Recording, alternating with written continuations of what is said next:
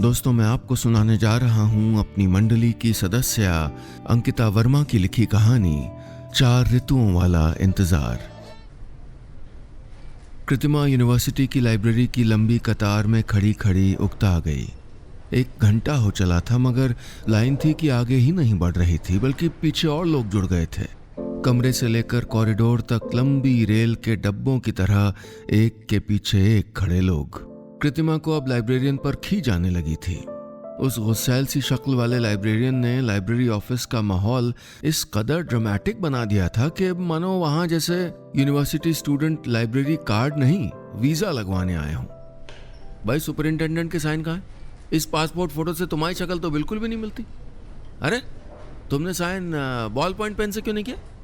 जब तक बेचारा स्टूडेंट लाइब्रेरियन के मन मुताबिक गिड़गिड़ा न लेता, उससे सर प्लीज सर की 1000 मिन्नतें न कर लेता, तब तक उस जालिम का दिल नहीं पसीजता। जब खड़ा रहना असहनीय लगने लगा तब कृतिमा का मन हुआ कि लाइब्रेरियन का गला दबा दिया जाए। फिर थोड़ा खुद पे भी गुस्सा आने लगा कि अगर वक्त रहते एडमिशन के दौरान कार्ड बनवा लिया होता तो इस लाइन में खड़े होने की नौबत ही नहीं आती। तभी अचानक एक आवाज ने कृतिमा का ध्यान खींचा। हाँ जी सर, ये फॉर्म भी अटेस्टेड है। जी जी जी। कृतिमा ने शुतुरमुर्ग की तरह अपनी गर्दन को ऊंचा करके उस आवाज वाले का जायजा लेना चाहा तो वो हक्की बक्की रह गई। उसे यकीन ही नहीं आया कुछ मिनटों के लिए कि सामने लाइब्रेरियन से बात करता वो लड़का आदि था। आदि? कृतिमा बुदबुदाई। कुछ मिनटों के लिए समय जैसे आदि के आसपास सिमट कर ठहर गया। कृतिमा के आगे किसी बीती सदी की बातें याद की बारिश बन के गिरने लगीं। वही खूबसूरत चेहरा, वही भीगी सी मुस्कुराहट और वही 2 सौम्य सी आंखें। इतने दूर खड़े होने के बावजूद भी कृतिमा आदि को जैसे बहुत करीब से देख सकती थी। इन 8 सालों के लंबे अंतराल के बाद उसे देखना जैसे एक लंबी बरसात के बाद पहाड़ की चोटी से धुले हुए रंगों को देखने जैसा था। कृतिमा ने इधर उधर नजर दौड़ाई तो पाया कि दाईं ओर कुछ 100 मीटर की दूरी पर वॉशरूम था। वो बिजली की तरह दौड़ती हुई अंदर दाखिल हुई और आईने में अपने बाल संवारने लगी। उसने अपनी लिपस्टिक का रंग गाढ़ा करते हुए खुद से शीशे में इठलाते हुए कहा, अरे तुम यहाँ कैसे? What a pleasant surprise. I know, कितने साल हो गए। 5 मिनट बाद जब वो वापस लाइन में आके खड़ी हुई तो उसने देखा कि आदि की जगह कोई और स्टूडेंट खड़ा था। आदि जा चुका था एक बार फिर से। आदि कृतिमा का पहला प्यार था और पहला प्यार स्मृतियों के पेड़ पर उगने वाला सबसे मीठा फल होता है। मगर कृतिमा के लिए वो मीठा फल फोरबिडन फ्रूट था जिसे चाह कर भी वो नहीं तोड़ सकती थी। इसलिए इतने साल वो उम्मीद लिए बैठी रही कि शायद एक दिन वो फल खुद टूट कर नीचे गिर जाए। एक उदासी की लहर ने कृतिमा को घेर लिया। आदि उससे बस कुछ कदम ही तो दूर खड़ा था और उसकी अपनी लापरवाही के कारण वो उससे मिलने से चूक गई। अपनी बारी आने पर कृतिमा ने जैसे ही लाइब्रेरियन को अपना फॉर्म थमाया, उसने उसमें नुक्स निकालने शुरू कर दिए। वैसे ही पिछले 1.5 घंटे से लाइन में खड़े खड़े कृतिमा के सब्र की इंतहा हो गई थी और लाइब्रेरियन के नाज नखरे उठाने के मूड में वो बिल्कुल भी नहीं थी। वो उलझ पड़ी। फिर जैसे तैसे लड़ झगड़ कर उसने अपना लाइब्रेरी कार्ड बनवाया और बाहर निकल आई। पर कार्ड बन जाने की उसको कोई खुशी नहीं थी। उसका दिल तो आदि से न मिल पाने का दुख मना रहा था कि तभी पीछे से आवाज आई, अरे किट्टू, तुम अभी भी नहीं सुधरी? तब भी लड़ने पे आमादा रहती थी, आज भी? हाँ। कृतिमा ने हैरान आंखों से पीछे मुड़कर देखा तो आदि को लाइब्रेरी गेट से सटकर खड़ा पाया। वो वहां खड़ा मुस्कुराए जा रहा था। कृतिमा का दिल जोरों से धड़कने लगा। आदि ने उसे कतार में खड़ा देख लिया था। कृतिमा का जी तो किया कि उसके गले लग जाए। उसने 8 सालों तक आदि की राह तकी थी। साल के पहले बसंत से लेकर पतझड़ के आखिरी पत्ते के गिरने तक। कृतिमा को नीचे से ऊपर निहारते हुए आदि उसके पास आया और चिढ़ाने लगा, बिजली के खंबे सी बड़ी हो गई हो तुम। कृतिमा ने वॉशरूम के आईने के सामने इस मौके के लिए जितनी लाइनें रिहर्स की थीं वो सब हवा हो गईं। कुछ कह पाती कि तभी आदि ने उसके गाल खींचते हुए कहा, और गाल वैसे के वैसे जैसे बम्बई का लड्डू। कृतिमा मारे शर्म के लाल हो गई। आदि का यूं उसके गाल खींचना उसको गूज़बम्स दे गया।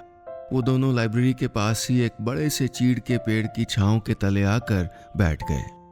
तुम, मेरा मतलब आप शिमला कब वापस आए? कृतिमा ने थोड़ा हड़बड़ा कर पूछा, पहले ये बताओ तुमने शर्माना कब से शुरू कर दिया? आदि ने चुटकी लेते हुए कहा। बताए ना, कृतिमा ने अपनेपन से अनुरोध किया। 1 महीना ही हुआ है, आदि ने जवाब दिया। तुम्हें इतने सालों बाद देख के बहुत अच्छा लग रहा है किट्टू, उसने कृतिमा की ओर देखकर मुस्कुराते हुए कहा। मुझे भी, कृतिमा ने मुस्कुरा कर कहा। मगर आप यूनिवर्सिटी में क्या कर रहे हैं? कृतिमा ने आगे पूछा। आदि, जो कुछ देर पहले तक कृतिमा के साथ हंसी मजाक कर रहा था, अचानक से संजीदा हो गया। MBA में एडमिशन लिया है, पढ़ाई जो छूट गई थी वही पूरी करने आया हूँ, आदि ने आसमान की ओर देखते हुए कहा और चुप हो गया। किट्टू को लगा जैसे उदासी के नन्हे नन्हे अंकुर उसकी आंखों की नम मिट्टी की परतों से बाहर निकल आए हों। कृतिमा ने आदि की आंखों की उदासी पढ़ ली थी। वो उदासी आदि की आंखों से होते हुए उसके दिल में घर कर गई। कृतिमा की आंखें छलक उठीं। उसने बहुत ध्यान से उसको देखा कि वो कितना बदल गया था। अपनी उम्र से कहीं बड़ा लग रहा था। सिर्फ 26 साल का ही तो था वो। शायद जिंदगी के थपेड़ों ने उसे उम्र से पहले ही इतना संजीदा कर दिया था। कृतिमा के लिए आदि साल की पहली बर्फ सा हैरान करने वाला, सांझ के ढलते सूरज सा खूबसूरत और मौसम के आखिरी पतझड़ सा दिल दुखाने वाला एक 12मासी गीत था। वो बहुत छोटी सी थी जब उसकी जबान पर आदि का नाम चिपक गया था। आदि कृतिमा के घर के ठीक सामने अपने माता पिता और छोटे भाई के साथ रहता था। उसका भाई ईशु और कृतिमा हम उम्र थे और आदि उन दोनों से 2 साल बड़ा। आदि कृतिमा की 16 वर्षों की यादों का हिस्सा था और उसका सबसे अच्छा दोस्त था। बचपन में जब पड़ोस के शरारती बच्चे किट्टू को परेशान किया करते तो आदि किसी सुपर हीरो की तरह हमेशा उसकी ढाल बना खड़ा रहता। उसे किट्टू से बहुत स्नेह था। जब कभी छोटी सी किट्टू प्यारी सी आवाज देकर उसे बुलाती, आदि जल्दी आओ चाय ठंडी हो जाएगी, तो वो पिघल जाता। उसकी छत पर पहुंचकर उसे नन्हे से टी सेट में झूठ मूठ की चाय बनाते देखता तो देखता ही रह जाता। आदि चाय कैसी बनी है? अच्छी है पर नमक ज्यादा है, किट्टू फट से मुंह फुला लेती। लेकिन जैसे ही आदि कान पकड़ लेता तो झट से मान भी जाती। कितने फासले आ गए हैं, कृतिमा ने सोचा। आखिर आदि उसके कितने करीब था, मगर आज पास होकर भी उससे कितना दूर। कृतिमा ने फिर खुद को समझाया कि ये समय के फासले थे, दिलों के नहीं। आदि अब भी आसमान की तरफ देख रहा था। कृतिमा ने उसका ध्यान भटकाने के लिए जानबूझकर चहकते हुए कहा, फिर तो हम क्लासमेट्स हुए। मैंने भी MBA में एडमिशन लिया है। सही में? आदि ने चौंक कर पूछा। फिर तो तुम्हारी खैर नहीं बच्चू, आदि ने शरारत भरे अंदाज में कहा। शाम होते होते आदि और कृतिमा अलविदा कहकर अपने अपने रास्तों पर चल दिए। कृतिमा पीछे मुड़कर आदि को कुछ देर जाता हुआ देखती रही। आज उसे आदि के जाने का दुख नहीं था, क्योंकि अब तो उन्हें मिलते रहना है और उसकी पूरी तरह से लौट आने की उम्मीद अभी बाकी थी। यूनिवर्सिटी से घर वापस आकर कृतिमा अपनी बालकनी में खड़ी ढलते सूरज को निहार रही थी। आज उसे पिघलते आसमान में सूरज का डूबना और दिनों से कहीं ज्यादा खूबसूरत लग रहा था। उसे वो दिन याद आ गया था जब 12वीं पास करके आदि कॉलेज की पढ़ाई करने दिल्ली चला गया था। कृतिमा बहुत रोई थी उस दिन। आदि ने उसको समझाया था कि दिल्ली इतनी दूर नहीं है, वो शिमला आता रहेगा छुट्टियों में। वादा करो तुम मेरे ईमेल्स का जवाब देती रहोगी, उसने किट्टू के आंसू पोंछते हुए कहा था। एक 18 साल के लड़के ने वादा किया खत लिखने का और एक 16 साल की लड़की ने इंतजार किया अपने प्यार के लौटने का। मगर जिंदगी बहुत अजीब है। ये हमें यकीन दिलाती है कि हम अपनी मुट्ठियों में इसको कैद कर सकते हैं, पर हमें बहुत देर बाद ये एहसास होता है कि बंद मुट्ठियों में जिंदगी नहीं, घाव पलते हैं। साल की 4 ऋतुएं बीत गईं मगर आदि नहीं आया, पर वो ईमेल्स बराबर लिखता रहा। किट्टू के लिए उतना ही काफी था, लेकिन फिर मेल्स में किसी लड़की का जिक्र आने लगा, आदि की गर्लफ्रेंड। उस दिन किट्टू को महसूस हुआ कि आदि के दिल में उसके लिए केवल स्नेह था, प्यार नहीं। किट्टू का दिल उस दिन सचमुच टूट गया और फिर उसने आदि की ईमेल्स का जवाब देना बंद कर दिया। उसका कच्चा दिल इतना बहादुर नहीं था। प्रेम ऐसा ही होता है, आकांक्षी, पाने की इच्छा रखने वाला। प्रेम में इंसान जितना देना जानता है उससे कहीं ज्यादा पाने की आस रखता है। इसी दौरान आदि के घर वाले भी कुछ कारणों से दिल्ली शिफ्ट हो गए। या यूं कहें कि जिंदगी की रफ्तार इतनी तेज रही कि किट्टू के हाथ नहीं आई। आदि के पिता का देहांत और फिर उसके विदेश जाकर पढ़ाई करने के सपने का टूटना और फिर उसका अपने परिवार और फैमिली बिजनेस को संभालना, इसी भंवर में कहीं किट्टू का आदि जैसे खो सा गया। और अब इतने सालों बाद उसका शिमला वापस आना कृतिमा को जैसे किस्मत का कोई इशारा लगा। आज उसका दिल बहुत खुश था, भीतर एक बेचैनी भी थी, अकुलाहट। उसकी रात करवटें बदलते बदलते जैसे एक पल में बीत गई और सुबह हो गई। कृतिमा यूनिवर्सिटी पहुंची तो उसने देखा आदि MBA डिपार्टमेंट के बाहर खड़ा उसका इंतजार कर रहा था। उसने हाथ हिलाते हुए आवाज दी, किट्टू। किसी घने पेड़ की छांव सी मधुर मुस्कान कृतिमा के चेहरे पर खिलाई और सब बेचैनियां उस पेड़ की छांव की ओट में कहीं छिप सी गईं। कृतिमा के लिए जिंदगी अब एक खुशनुमा सा मौसम हो गई थी। 8 सालों के जो फासले थे वो कुछ ही महीनों में पूरी तरह से खत्म होने लगे थे। अब वो दोबारा से आदि की नटखट सी किट्टू बन गई थी।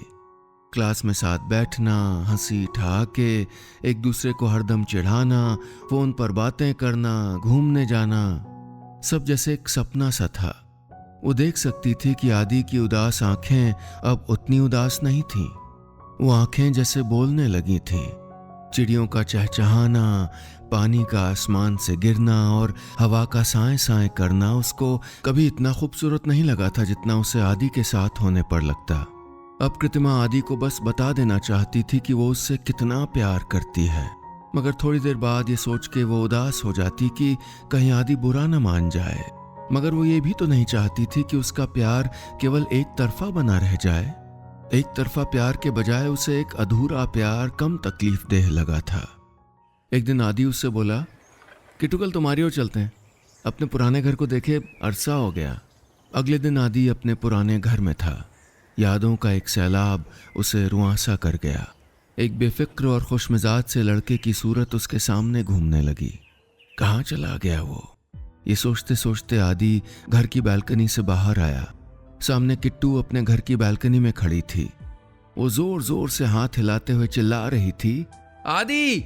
आदि को लगा जैसे उस बालकनी में 6 साल की किट्टू खड़ी हो। उसके भोलेपन पे वो हंस दिया। फिर उसे आभास हुआ कि पिछले कुछ महीनों में वो दोबारा हंसने लगा था, दोबारा खुश रहने लगा था। प्यारी किट्टू। उसने एक लंबी सांस लेकर खुद से कहा। उसे जैसे अचानक से किट्टू पर बहुत प्यार आ गया। इतनी मासूम, चंचल, प्यारी सी, इतनी काबिल। हाँ, एक दुख होता है जो सुख के पलों में और भी गहरा होता चला जाता है। न जाने कैसे वो दुख अचानक से आदि के नीले आसमान में काले बादलों सा उमड़ आया। किट्टू के लिए उमड़ती प्यार की भावनाएं उसको सही और गलत दोनों एक साथ महसूस हुई, मिली जुली सी। कुछ देर बाद कृतिमा और आदि घर की छत पर बैठे बैठे आसमान में बादलों की आकृतियां बनते बिगड़ते देख रहे थे कि अचानक से आदि पूछ बैठा, किट्टू तुम्हें याद है कि जब तुम छोटी थी तुम एक बार स्कूल प्ले करते हुए स्टेज से नीचे गिर गई थी? हाँ, सब बहुत हंसे थे, कृतिमा ने सूरत बनाते हुए कहा। मगर तुमने वापस स्टेज पे जाके अपनी परफॉर्मेंस फिर भी दी थी। वैसी रहना हमेशा किट्टू, जिद्दी। कृतिमा का दिल भर आया, लेकिन उसे एक गिल्ट भी महसूस हुआ। आदि उसका मान करता है, स्नेह करता है, उसका सबसे प्यारा दोस्त है। वो कैसे दोस्ती में मोहब्बत की मिलावट करे और ऐसा करके अपना दोस्त ही न खो दे कहीं। कृतिमा चाह कर भी उस पल आदि से अपने प्यार का इजहार नहीं कर पाई और बात वहीं अधूरी रह गई। कह दूं या ना कहूं या कह ही दूं, न जाने कितने दिन कृतिमा हाँ ना के झूले में झूलती रही। दिमाग कहने और ना कहने के नफे नुकसान का हिसाब करता रहा और आखिर दिल ने एक फैसला ले ही लिया।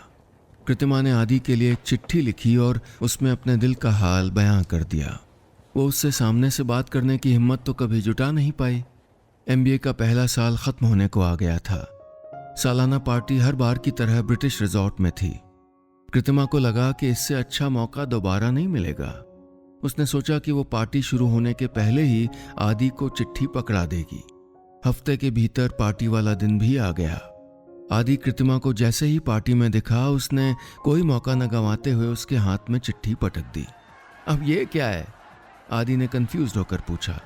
इसे आप पढ़ लेना, फिर पढ़ के मुझे फ़ोन कर देना, बाय। कहते हुए कृतिमा वहाँ से भाग गई। अजीब लड़की है, आदि बुदबुदाया। हाथ में पकड़े लिफाफे को आदि ने अल्टा पलटा और एक कोने में जाके बैठ गया। उसने चिट्ठी पढ़नी शुरू की। आदि, जैसे सूरज सोचकर कभी पूरब से नहीं उगता है और नदियां पहाड़ों से समुद्र के बजाय कभी उल्टी दिशा में नहीं बह सकती, वैसे ही मेरा आपसे प्यार करना कोई सोच समझ कर किया फैसला नहीं है। ऐसा बस है, हमेशा से था। मैंने आपका बहुत लंबा इंतजार किया है। आदि ने एक पन्ने की लंबी चिट्ठी को पढ़कर अपनी जेब में रख दिया और पार्टी से बाहर निकल आया। 1 घंटे से ऊपर हो गया था, मगर आदि ने कृतिमा को फोन नहीं किया था। वो इंतजार कर करके अब अधीर हो गई थी। उसने आदि को फोन मिलाना चाहा, लेकिन फोन लगा नहीं। वेन्यू जंगल के बीचों बीच था, इसलिए नेटवर्क खराब था। कृतिमा को अब बहुत से उल्टे सीधे ख्यालों ने घेर लिया कि आदि नाराज हो गया होगा उसकी इस हरकत से। अब वो कभी बात नहीं करेगा, कहेगा कि तुमको मैंने उस नज़र से नहीं देखा, तुम दोस्त हो, वगैरह वगैरह। परेशान होकर कृतिमा खुद आदि को ढूंढने निकल गई। उसे वो पार्टी में कहीं भी नहीं मिला। उसका दिल बैठ गया। उसका वहम सही था, आदि नाराज हो गया था। पार्टी के शोर से तंग होकर कृतिमा रिजॉर्ट के गेट से बाहर आ गई। उसकी आंखों से आंसू बहने लगे। तभी बाहर धुंधलके में दूर आदि नजर आया। वो एक लैंप पोस्ट के नीचे खड़ा था, अपने ख्यालों में खोया। कृतिमा को कुछ नहीं सूझा। उसने दौड़कर आदि के सीने पे अपना सर रख दिया। मुझे माफ कर दो प्लीज, कृतिमा ने सुबकते हुए कहा। माफ क्यों? तुमने कोई गलती थोड़े की है। मुझे कतई बुरा नहीं लगा, आदि ने उसके सर के बालों को सहलाते हुए कहा। कृतिमा ने सर ऊपर उठाकर बड़ी बड़ी गीली आंखों से आदि को देखा। उसे समझाना चाहती थी, पर हलक में शब्द अटक रहे थे। मैंने कभी तुमको बताया कि तुम्हारे गाल कितने गोल मटोल हैं? आदि ने उसके गाल प्यार से खींचते हुए पूछा। बहुत बार, कृतिमा ने बच्चे सी शक्ल बनाते हुए कहा। क्या मैंने तुम्हें यह बताया कि आज तुम कितनी कितनी खूबसूरत लग रही हो और हमेशा लगती हो? आदि ने पूछा। नहीं, कृतिमा ने आंखों से आंसू पोंछते हुए कहा। आदि ने कृतिमा के चेहरे को अपने गर्म हाथों में रखकर उसकी आंखों में झांकते हुए एक आखिरी सवाल पूछा। क्या मैंने कभी यह बताया कि इंतजार सिर्फ तुमने नहीं किया किट्टू, मैंने भी किया है? किट्टू ने सर हिलाते हुए ना में जवाब दिया। आदि ने उसका माथा चूम लिया और उसको अपने सीने से लगा लिया। लैंप पोस्ट की धीमी रोशनी के तले 2 प्रेमियों का 4 ऋतुओं का इंतजार अब खत्म हो गया था।